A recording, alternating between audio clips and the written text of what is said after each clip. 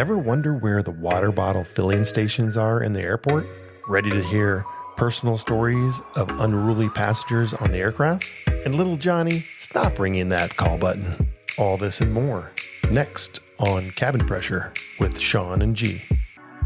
Prepare for takeoff.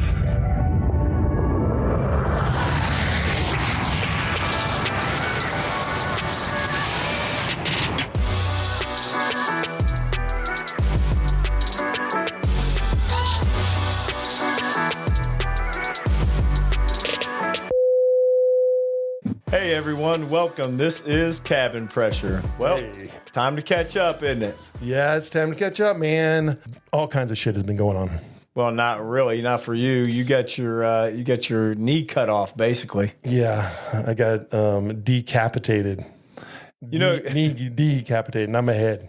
Yeah, that's a really interesting operation, though. I was looking at that, even though never seen it before, and I just want to see exactly what was done and how they did that to your knee. Yeah, man. I mean, I got to get both my knees replaced. So this is the first time that, the first procedure going through it. So, there's all these technology out there right now. People are always looking, what's the best way to do this? How am I going to go through recovery? How long is it going to be? All those normal questions, right? So far for mine, I did mine pretty much the classic knee replacement. The doctor went in there, he sawed off both bones, did the whole alignment stuff with the computer, all that stuff, put me back together with the different prosthetic stuff and put it all together. Fantastic job. I got to do a shout out to my doctor, Musgrave, just in case he's listening. So with the operation, how many days has it been since you've had the operation? Well, I had it approximately about 10 days now. Now, would you say a level of 1 to 10 pain-wise, when you first came home to now, what would you say? Oh, I was on drugs, dude. Yeah. Well, I'm still on drugs. But you got to come off the drugs sometime, right? Sometime. No. Like pain, like in the beginning, the pain, it could get up for me at any given point was, and then probably maybe 6, 7 is where that was my peak. Right. And then at normal, you had that constant ache's going to be happening, and that stays around like 2, 3. Still amazing thing though. They're actually replacing it. That's amazing though. Yeah, technology. Man. I love to live in the modern age, man. Because my ass would be dead already probably. Yeah, but we just talked about this too. And what else did it do for you? You just said it. Oh yeah. Well, I'm as bold leg as shit. And anybody that knows me has known me my whole life. Yeah, he's like a black cowboy. Right. That never rode a horse. Exactly. Right. But they straightened one of my legs out. So on the operation, they can actually straighten your leg out and get you straightened up there, part of the deal. So that's a good thing for me to look forward to my other knee when it gets straightened up and replaced. So it's cool, man.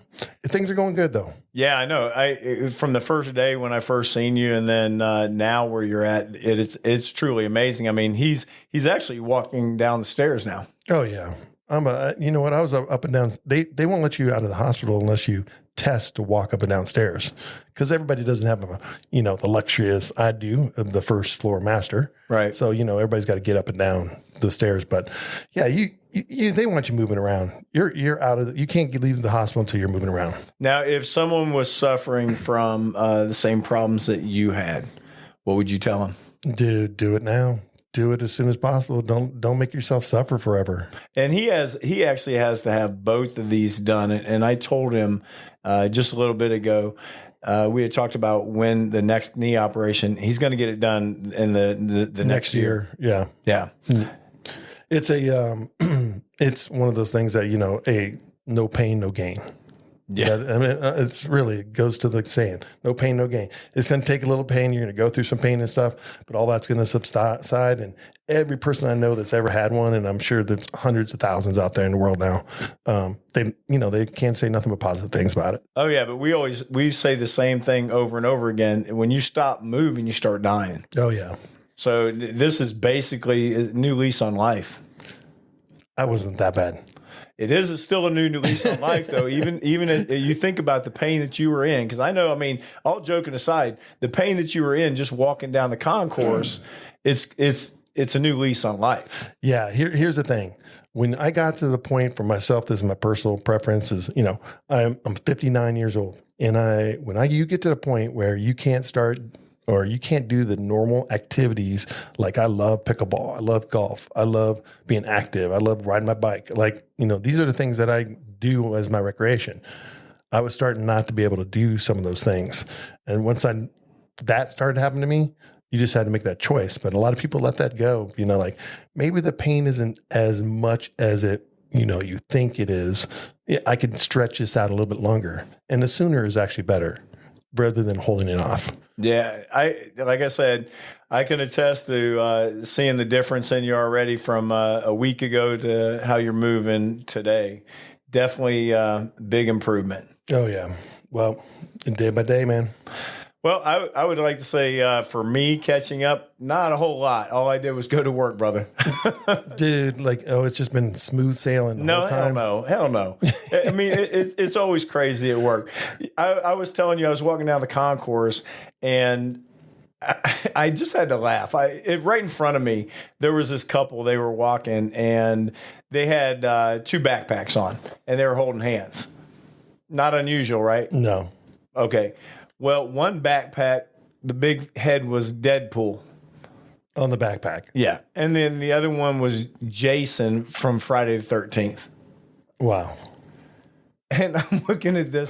Which one was wearing which? No, but this is like 6 o'clock in the morning, and I'm looking at this. They're holding hands. I'm seeing Deadpool and Jason, and these two are holding hands. I'm thinking, what kind of relationship is this, right? This is like a marriage made in heaven. So their kid's going to be like Freddy Krueger. Yeah, something. Chucky. I was like 6 o'clock in the morning. I'm looking at Deadpool and Jason from Friday the 13th. It just made me chuckle. I had to laugh. Yeah. But, you know, the other thing, too, is I was when I got on the plane, actually that morning, it was driving us absolutely nuts. We had this young family, and this is nothing against kids, but parents, when your child reaches up and they keep pushing that call button, that little Johnny motherfucker, I'm going to tell you right now, I'd like to break some of those little kids' hands. Pushing the damn button is so crazy. I mean, we get to the gate, we got to wait till everyone gets off the plane, and you're sitting there and you hear that ding, ding, ding, ding, ding, and you see that little kid standing on an armrest, ding, and everybody on the plane knows, like, will you please stop that little son of a bitch from hitting that button? I mean, this isn't just a flight attendant thing. It's everybody on the plane, you know. It's the truth, though. But you see it, and you're standing back there, and you're looking at this little kid, and you see a little finger just keeps going up, hitting the same button. Like he's never seen a damn button in the world. Exactly. Hey, Johnny, look at that little button. Go ahead and hit it. I wish my life was I was so fascinated in just a button. I mean, come on. You know, I mean, to be there at that age, great. You know, they're all, children are beautiful. I love kids. Everybody that knows me, that knows all my nieces and nephews, I love them to death. But I will tell you, some of them can be some annoying bastards. Well, just when it comes to that call button, don't do that. Don't do that. Unless you want to see an unhappy crew member. Yeah, and the parents have to be aware, right? Yeah. Come on. You're in a public space. You're annoying everybody. You don't want your kid to situational awareness. Yeah. Yeah. This is just another little Johnny thing. Hey, you know something else? I was thinking about this, that we do not have this in our airport. And another thing that airports should do that not a lot of them are doing, some of them are doing it, but not enough of them, is we should have a hydration area. Dude, you know, I was just down in Cabo, and this is one of the most smart things I've ever seen. They had, before you went into security, they had a bucket there and a sign saying, dump your water bottles here. They were not saying throw away your water bottles. They were like, dump them out. And they had signs. You could see them pour the water bottle out here. So you could take it through security. And right when you got out of security, there was a water station. Exactly. Exactly. There is in our airport none, zero. In the replacement, you have a water fountain, so you have access to a water. Yeah, those ones where you can put your water bottle up there and they have the sensors and then you just fill up your water bottle. They need those everywhere. Exactly, because when you're coming through TSA security, the first thing they're going to do is they're going to take your bottle because there's no place for you to dump it. And guess what you need to do when you fly? Hydrate. Right. First thing. And if you look in the airports, I'm not sure, did you say that there was an app for that? Well, I think on some of the airports have like, they're like airport apps, and like some of the ones that are showing you the map of the concourses, they will show you water stations. I was down in Houston recently, and Houston Airport has those water stations, and they'll show you where the filling points and stuff are. But there's so few of them. There needs to be just more of them. I mean, to me, it's like a water station is almost like a freaking AED. That would be great. We should have them everywhere. Exactly. That'd be great for the airlines to actually put on their app. Yeah. Exactly where the hydration or the systems are per airport. Yeah. I mean, if we could train the public to be able to, say, you know what? Bring your water bottles empty. Yeah. Just like that whole process I went through down in Cabo. And, we'll refill them here. But instead, these greedy son of a bitches. Yeah. They want the money for they the want bottles. you to come in and buy your smart water bottle, and they want you to buy for $9. And all that stuff. And, they get limited places that you can fill them up. And, not like these cities are making enough money from people. Nah. Right? They can't afford to put a little hydration system in for these people. Right. Yeah, it always annoys me when I think about that, and these people walk in and the first thing that they want to do is fill their water bottles up, and I get it. Provide a hydration system for them in the airports. You'll take care of that. Just a little bit of annoyance. Yeah, man. Speaking about annoyance, commercials. Right now, the commercials, we just got done with this political era, right? Yep. And, I don't care what side you're on or who you voted for and all that stuff, but political commercials, annoying motherfuckers. And the calls and the text and the messages. Unbelievable. I mean, it's just off the hook. And man, but after that date, it was, November 5th, I was like, whew, it's over. Yeah, it's done. You know what happened the next day? Martha, have you signed up for your supplemental plan? I'm Joe Namath, and I have a little bit of a deal for you today.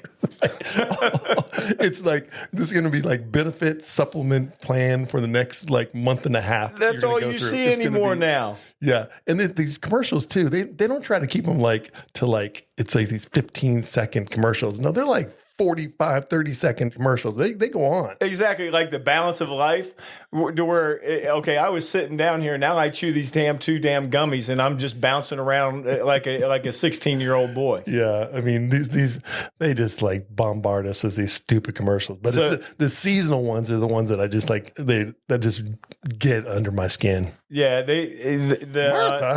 Martha.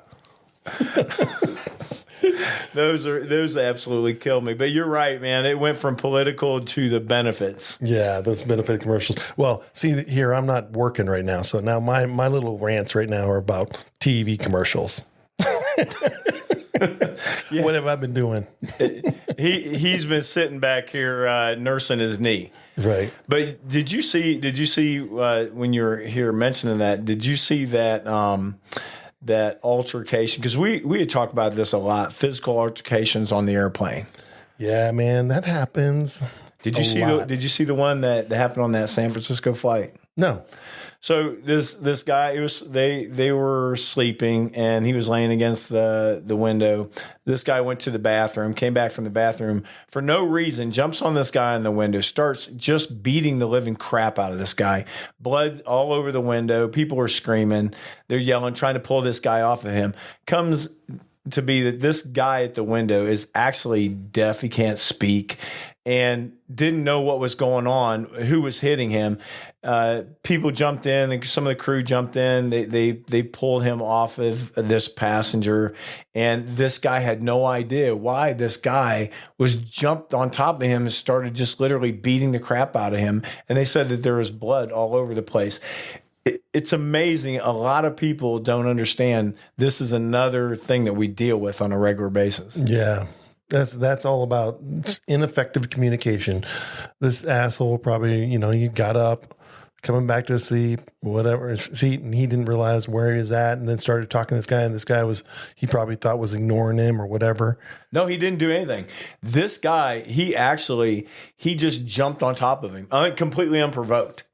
Did nothing. He jumped right on top of him and started beating. But what I'm saying is the guy that couldn't hear, the guy might have been saying something beforehand that he didn't even hear, know that the guy was having any communication with him whatsoever. All of a sudden, this guy just jumps on top of him. But in this circumstance, nothing though, Sean. Wow. Because even the woman that was right next to him, nothing occurred. He just jumped right on top of him, started beating the crap out of him. But again, it goes back to what we were talking about is we have incidents like this happen. Me and you have both had numerous incidents that have happened on aircraft.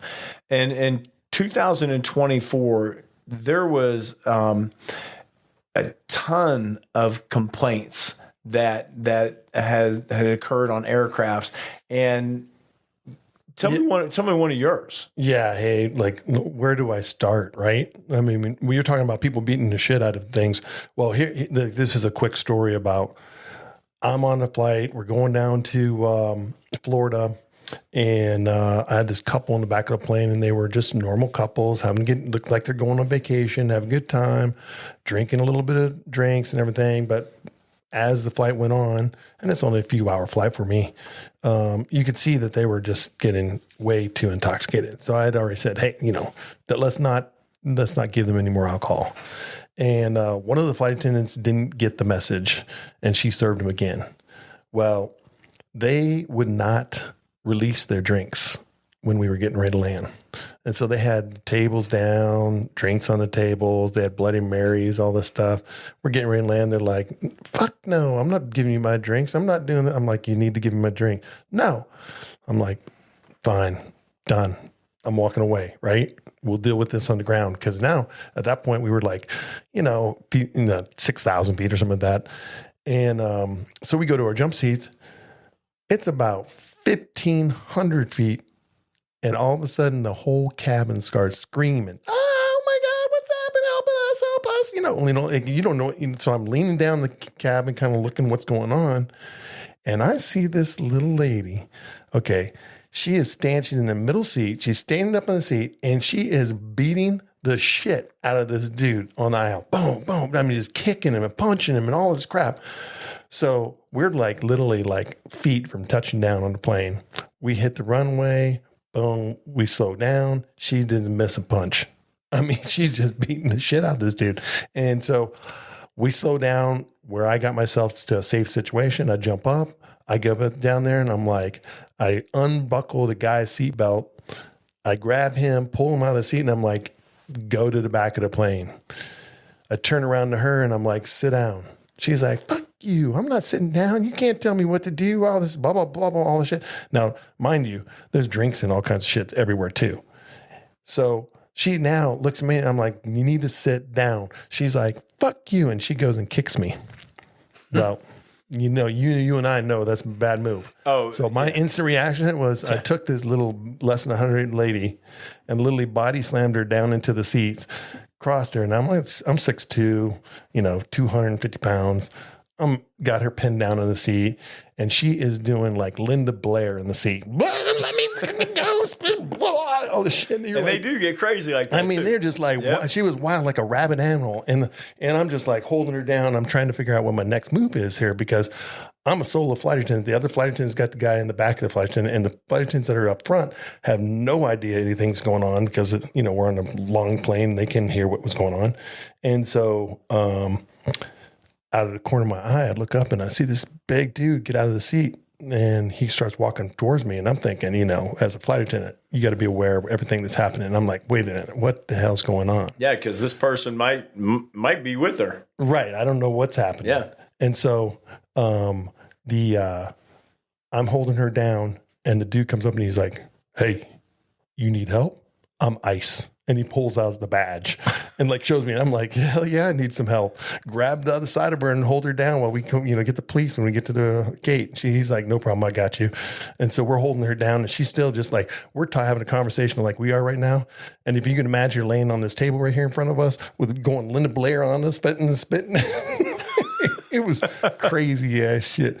And so anyways, we get the police on. The police come and take her off, and then she's walking off the plane. Everybody's got to sit down on the plane. So she's walking up the plane, and she turns around to the whole cabin and the whole plane, and she's like, "Fuck all you and fuck this cruise line." That makes complete sense. Yeah, and so we're like, what was going on? So then we get her off, and I go up to make my little statement. And this lady, they're like, hey, do you want to press charges? Do you know all this stuff? You're a big dude. I'm like, listen, we're having this conversation. And as we start to have this conversation, she's now handcuffed in the gate area. And this police officer decides to walk right in front of her. And she decides that she's going to take her foot and field goal his nuts right between his legs. You're going to jail. And you couldn't see somebody swooped up so fast, and she's like picked up. They got her in arm locking arms with her, and they got her off the ground, and her legs are dangling, and she's screaming, going down the concourse, going, "They're raping me, helping me, raping me, help me, someone."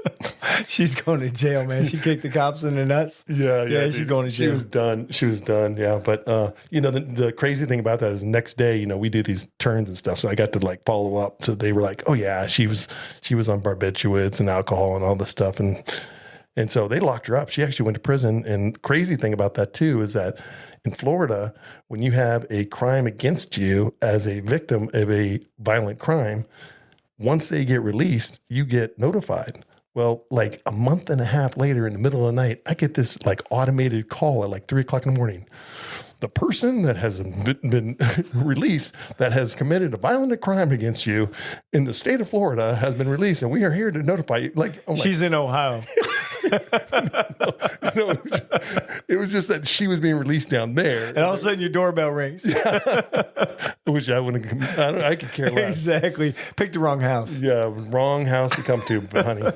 Do you know what people really don't understand, though, in those situations is when that occurred and all that was going crazy, you had to remain in your seat. Yeah. I mean, I wasn't going to jump out of my seat just to like run down the aisle to help this idiot she was actually beating the shit out of her boyfriend. Right. I mean, so I'm not going to help her. My life isn't important. Plus, you don't even know what the situation is. You don't know what the situation is and all this stuff until we get into a safe place where I can help you.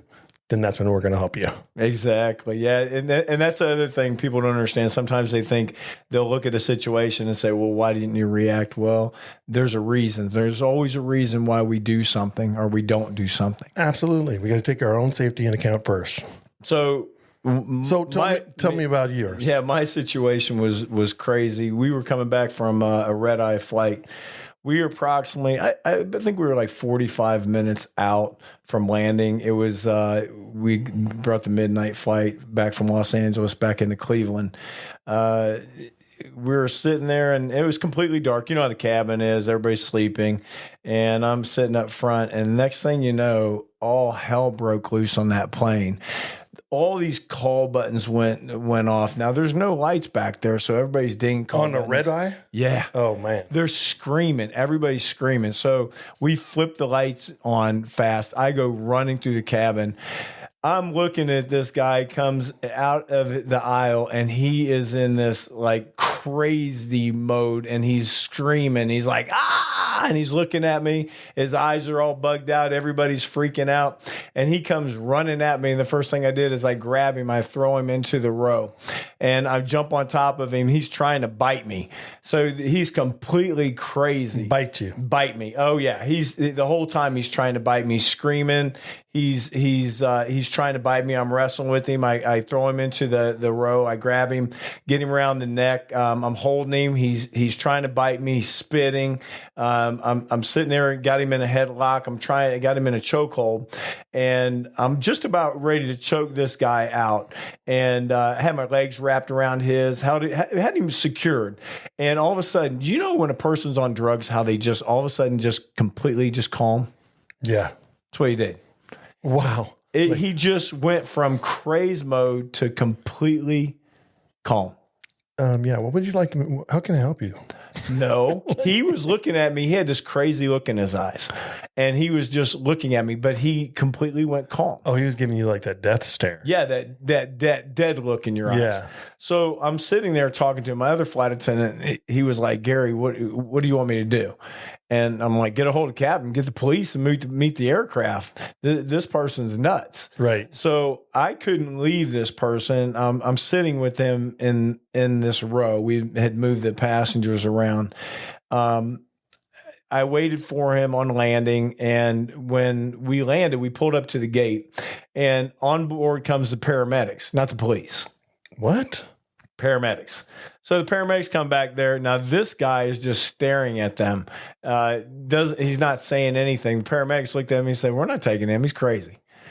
And I said, "Okay, well, what do you want me to do?" And they're like, "Well, I don't know, but we're not taking him. That's the job for the police." So I'm like, I got to get this guy off the plane because, I don't know if he's going to freak out again. So I grab him in a thumb lock, and I walk him off the aircraft. So I'm just talking to him. I'm like, "Look, if you do anything, I'm going to break your thumbs." And he's just looking at me, walk him off, take him up out of the jetway, get him up into the boarding area. There's all these supervisors up there, the gurneys up there from the paramedics. And all of a sudden, this guy sees the police. And as soon as he sees the police, he goes flipping nuts. Flips out. He flips out. So I grab him underneath the arm, got him in an arm bar, got him around the throat, is holding by his throat, arm bar. Again, he's trying to bite me. The police are running up there. I'm like, "What do you want me to do with them?" They're like, "Put him on that gurney." So I lift him up, stuck him on this gurney. These guys are grabbing a hold of his legs and they're strapping him down. He's spitting. So they put one of those spit bags on him, Yeah. So they get him tied down. They take him out of there, and we have one of our supervisors, and they were like, "Are you okay?" And I said, "Yeah, I'm good." And they said, "Are you sure?" And I said, "Yeah, I'm good." It was pretty intense. And they said, "Well, don't worry about it. I got you covered." And I said, "Covered for what?" And they said, "The FAR violation that you broke for getting off the plane with passengers." You got to be kidding me. Are you fucking kidding me?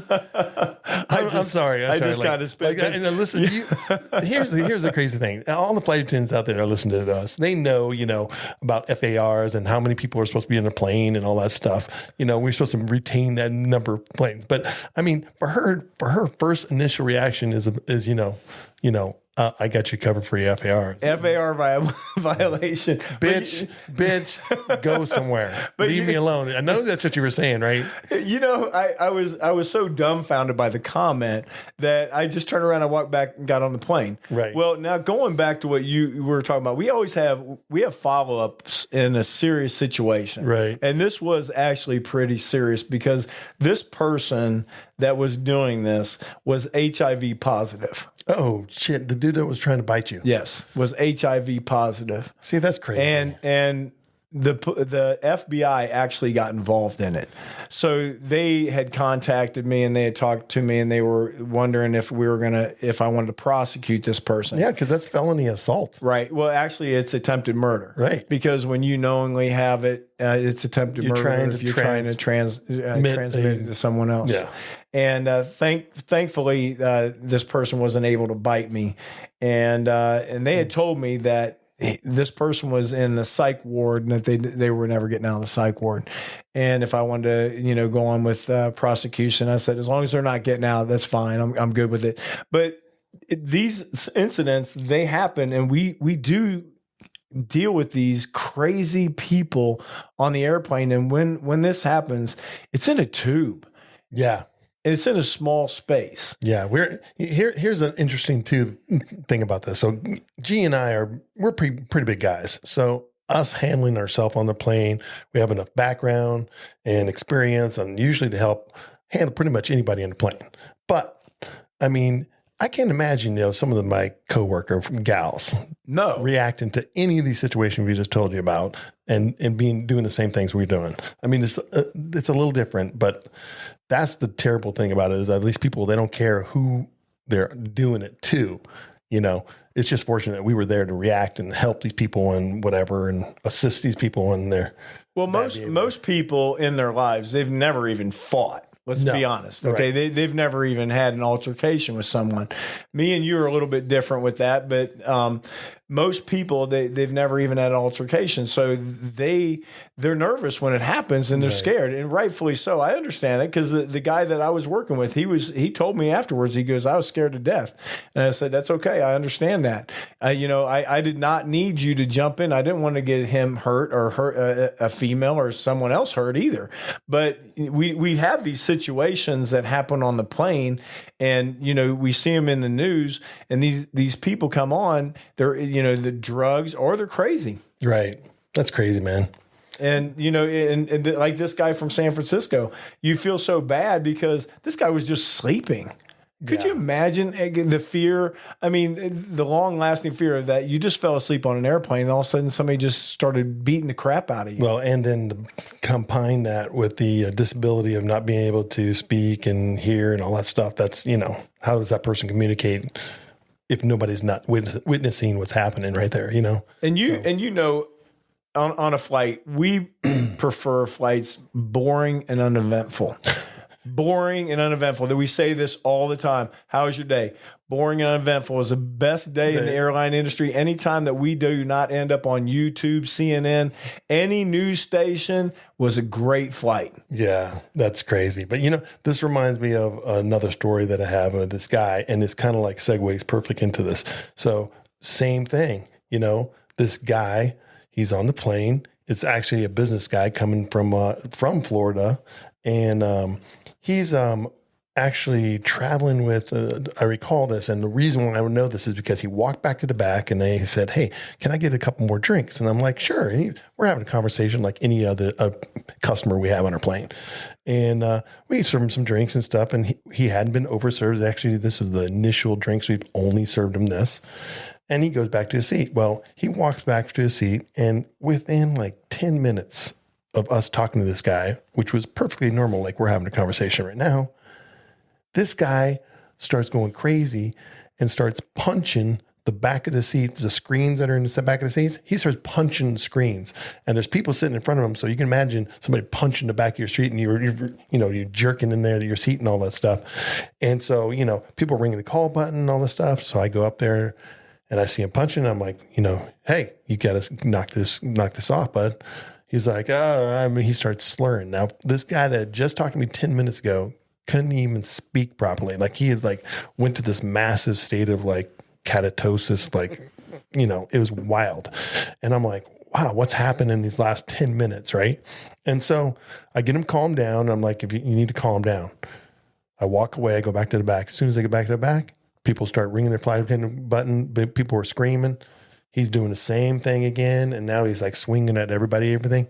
All of a sudden he picks up a can of soda. He has a full can of soda. He throws it across the cabin. Now he's on one side of the plane with the window seat. It goes on to the other side, 5 rows up, and hits this lady in their head. Can you imagine just sitting there and all of a sudden a can of Coke just hits you in the head? That don't feel good. No. And so I go up and I'm like, listen, listen, you need to calm down, blah, blah, blah. And I'm like, he's just pounding on the seats, punching the seats, punches. I said, listen, you need to calm down. He's like, Well, we go into our whole, what do we do in a situation? And this goes kind of back to the, the young gals.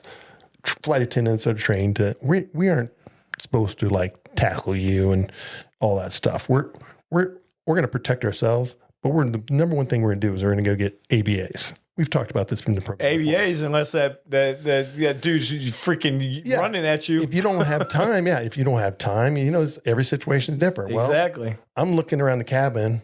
I'm looking around and I'm looking for some people to help me. And I turn around, there's this dude over here. He's like a bodybuilder, and he's literally coming out of his seat, kind of like, let me go. I'm ready to go. You pick me, coach. Yeah. I want in the game. Yeah. And then there's another dude that was on across from him, and he was like, yeah.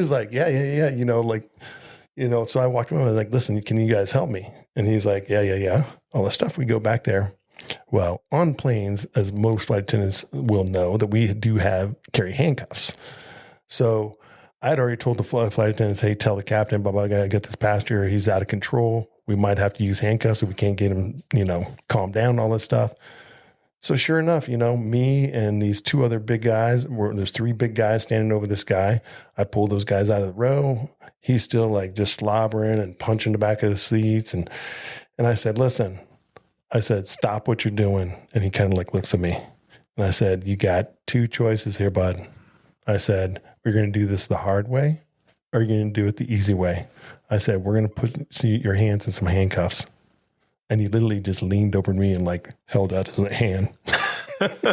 Smart decision. Smart decision. Exactly. Yeah, because he was looking at three guys. Yeah. I was like, listen, we got to take you down. We're going to take you down. But anyhow, yeah, we put him on handcuffs. That ABA also is an able body assistant. Yeah, people on the plane, we are always willing to have you help us in situations. We are always, just like we're calling for a doctor, a nurse, all that type of stuff. But a lot of times in these situations that you're talking about, we don't have those minutes sometimes. Yeah, you don't have the time. We just got to react. Right. But this was a situation where he was kind of like going in, going out, going in, going out. And he got to a point where we just like, we had to say enough's enough. Yeah. And so we put him in handcuffs and walked him off the plane. And I'm sure that guy's on the no-fly list and doesn't get to fly anymore. And that privilege is taken away. But we get these kind of crazy stuff on the plane all the time.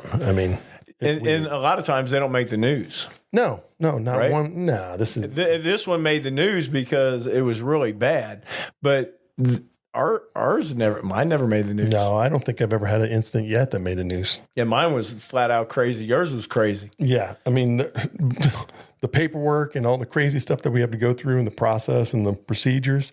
We shouldn't have to do this. Let's put it that way. Yeah, but we do all the time, unfortunately. Yeah.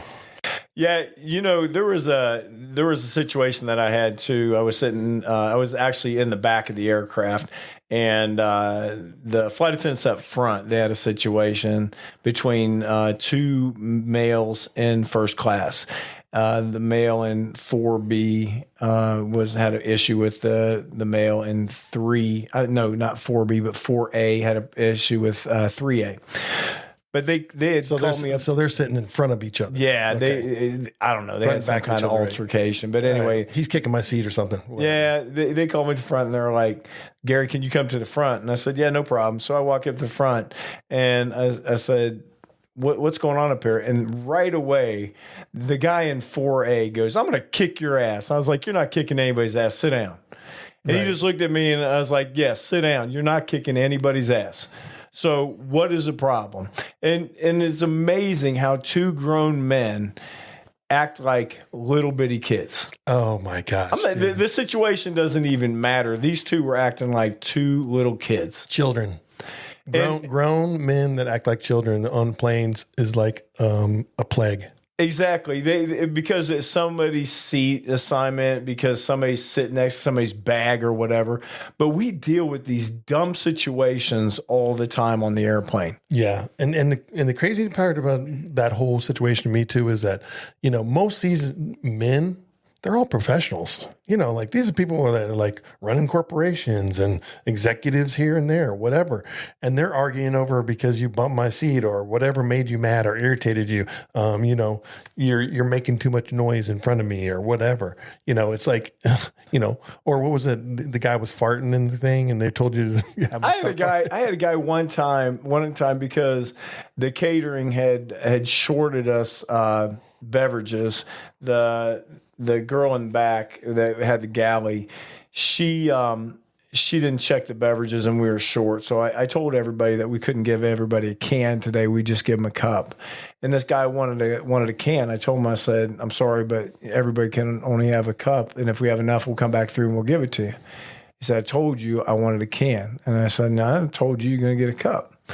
Well, he takes his meal and he throws it back at me and I catch it. And that's when we used to give those sandwiches and stuff. Yeah.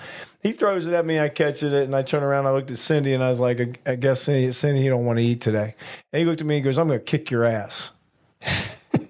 And I was like, what? And he goes, I'm going to kick your ass when we get off this plane. And I said, Cindy, move the cart because apparently he's having a bigger problem with me, so we need to move cart. So this whole time, this guy is telling me how he's going to kick my ass as soon as we get off the plane.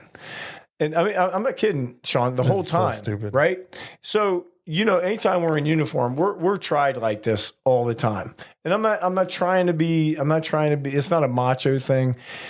We're tried all the time. Yeah, people are always trying us to see how far they can push us. Exactly. And this guy kept telling me that he was going to do this to me. Finally, I had enough. I was in the jetway. Probably did something I shouldn't have done back then, but I was a little bit younger, and I walked off and I was standing there. Do you remember when we used to have to drop envelopes? Oh yeah. Okay. So I went off, came back, and he was waiting for me in the jetway. And he said, he goes, I told you I'm going to kick your ass. And I just had enough. I took my tie off. I said, just do it. And he goes, what? And I said, do it. I'm so tired of hearing you talk. Do it. I want to see you do it. I want to see you kick my ass. Because as soon as you take that first swing at me, as soon as you come at me, everybody else is going to see you do that. And I promise you, I'm going to kick your ass up and down this jetway. Yeah.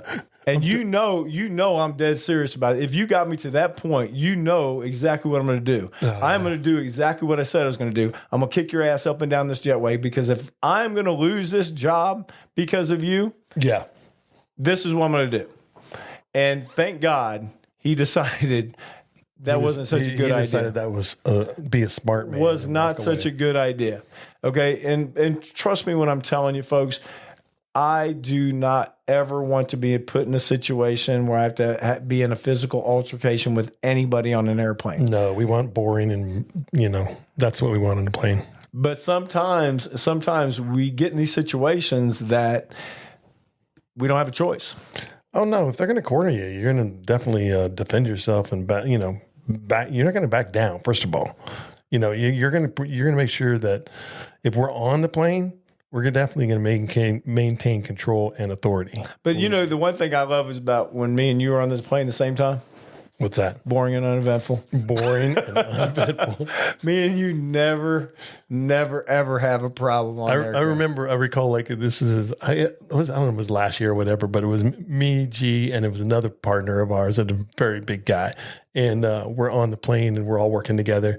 And there was actually, I think there was 4 of us on the plane, 4 big guys. It was Ebony, and it was I think it was G and you, Gary, and me. Anyhow, and one of the passengers like stopped me in the aisle, and he was like, "Is something happening on this plane?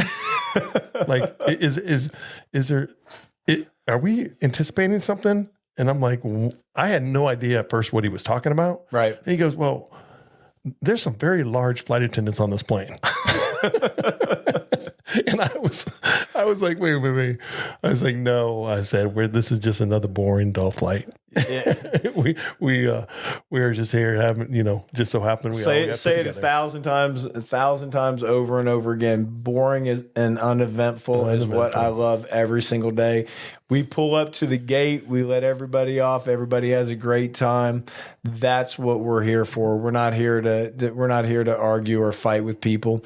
We are here to actually for people to have a good time, enjoy themselves on the aircraft, get them to their families, their destinations, and hopefully we don't have a crazy person taking drugs. Yeah. That's going to stop all that from happening on a plane. Drinking and drugs at high altitudes is not a good thing, people. Oh, drinking, that's going to be a whole other thing. Drinking on an airplane. Oh, projectile throwing up. Oh, my God. We've had those, man. You guys would not believe some of the projectile throw ups that we've had. Yeah. When you guys are ready for a gross episode, we're going to talk about that. But hey, let's talk about Clearwater, Florida, destination of the week. Destination. I love Clearwater. I love Clearwater. Clearwater is this is a story that G doesn't know I'm getting ready to tell you, but years ago, man, we used to commute back and forth to Tampa area. That's what G used to live down there. And we'd go out there to Clearwater and we go fishing. That was like our relief. We'd go over there, throw the pole in. And I remember I had never fished in Florida ever. And I'd just like, this is the craziest thing. So me and him pull over to the side of the road. We get these poles. We throw the poles in. And I kid you not, the first cast I throw out, what do I catch? this big, huge blowfish. It comes. I'm like, and I can remember it clear as day as that the whole memory of us doing that. I was like, Didn't they call that a mother-in-law fish or something like that? Something like that. But I mean, like, I was like, this is crazy places down here. I'd only seen this like in cartoons and in aquariums. But one day we're going to talk about our Clearwater Beach episode back when we were young with my brothers, but that we'll talk about that one another time. Clearwater Beach, love the beach. It's one of the, before the hurricane, they're cleaning it up now, but before the hurricane, one of the cleanest beaches I've ever seen. Yeah, it's a beautiful beach and just a great area. Lots of used to have lots of restaurants. And, still do, man. They got lots of stuff. It's a great relaxing area. Not that it's you've always been pegged as that party place for the college break time type of thing. Well, where the very first Hooters, very first Clearwater, really, yeah. Clearwater, awesome. Largo. Yeah, it's Gulf the Bay. And how I know that is because when I first moved down to Florida, I lived probably diagonal from it. Oh, imagine G being diagonal from the first Hooters. Exactly. Yeah, I was. We know there's lots of stories there, ladies and gentlemen. That was the original Hooters. Now, there's also another place on Clearwater Beach that if you love seafood, you got to go, and it's called Cooters. Cooters, spelled with a C. Spelled with a C. Bring it. Actually, probably, Sean, you're going to post it on the site, right? Yeah, we'll post it on the site. Great It's a little place. yeah, it's a great little seafood place down on Clearwater Beach. You'll like that. And again, that's Cooters. Cooters with a C. Another beach to go to is not far away. It is Indian Rocks Beach. Absolutely gorgeous. Wow. Have you ever been there? No. Indian Rocks is a gorgeous beach. It's only about 19 minutes away from Clearwater. So if you're spending some time in Clearwater, you want to go to a different beach. There's actually, even if you walk all the way down the beach in Clearwater, there's other sections of it that's absolutely gorgeous too. But another beach, if you want to go spend a day, Indian Rocks, beautiful beach also. Cool. But one of the things going back to what we were talking about whenever I lived down there, deep sea fishing. Oh, yeah. Deep sea fishing in period is so much fun. Oh. If you ever got to experience it, I mean, there's so many different types of these deep sea fishing because people, they all have these fantasies of deep sea fishing, but I've done some Florida deep sea fishing. It's fantastic. Oh, yeah. Well, what I love is grouper. Yeah. Right. Different. I didn't know there was all these different types of grouper. I just thought there was a grouper. You got red grouper, spotted grouper, black grouper, brown grouper. I mean, everybody's got there's a different grouper. It's unbelievable. But you'll eat them. Oh, yeah. They're all good eating. I love black and grouper. But deep sea fishing down in Clearwater Beach, tons of boats down there. You'll have a great time. We don't really need to go over a lot of things down there. There's so many restaurants, and like I said, it's an area that once you go down there, you'll understand. It's great little nightlife down there, and there's some great nightclubs also right along the beach too. Yeah, it's a great place to watch the sunset, relax, catch that cerveza. Hang out with some friends. When I was young, they used to have they had a bunch of volleyball tournaments down there. The Jose Cuervo Classic. They probably still have it down there, but they used to have the classic down there right on Clearwater Beach. Cool. Holiday and Surfside. When I was young, we used to go there all the time. Yeah, I was in my 20s and Holiday and Surfside, Clearwater Beach, a lot of fun. But like I said, if you want a great beach to go to. Great place to go to spend some time, Clearwater Beach. Awesome.